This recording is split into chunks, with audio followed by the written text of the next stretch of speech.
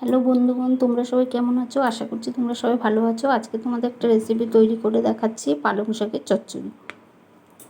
পালং শাক তৈরি করার জন্য এখানে লাগছে বেগুন, কুমড়ো, আলু, 4টে কাঁচা লঙ্কা আর এখানে পালং শাক। আমি কড়াই বসিয়ে দিয়েছি। কড়াইতে এবার সাদা তেলেই করবো রান্নাটা। কড়াইতে এখন সাদা তেল দিয়ে দেবো।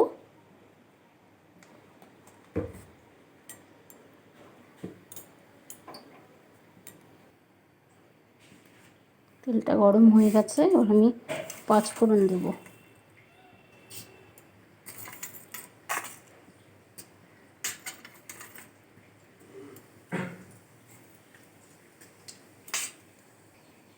ফোড়নটা হয়ে গেছে, এবার আমি সবজিগুলো আর লঙ্কাগুলো একসঙ্গে দিয়ে দেবো।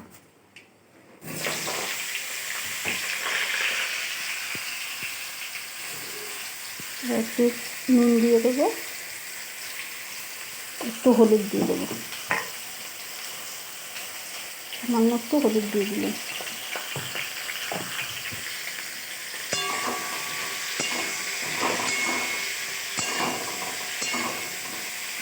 এবার সবজিটা ভাজা হয়ে যাক। এবার আমার সবজিগুলো ভাজা ভাজা হয়ে গেছে, এবার আমি পালং শাকগুলো দিয়ে দেবো।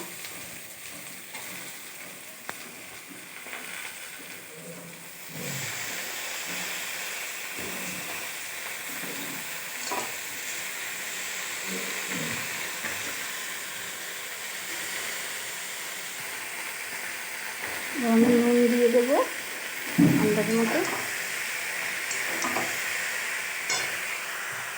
এবার হলুদ দেবো।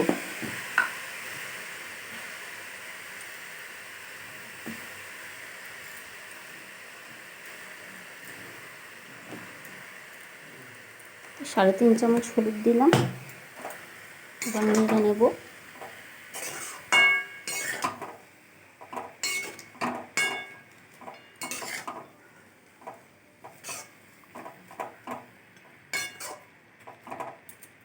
কোনো জল দেবো না, 10 মিনিটের জন্য ঢাকা দিয়ে দেবো।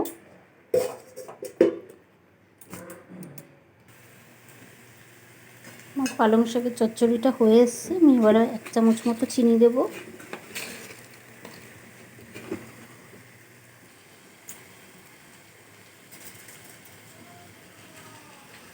চিনি দিয়ে একটু নেড়ে নেব।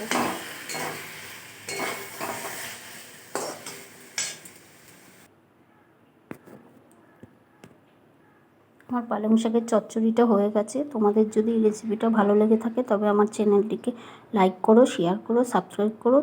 Thank you. টাটা।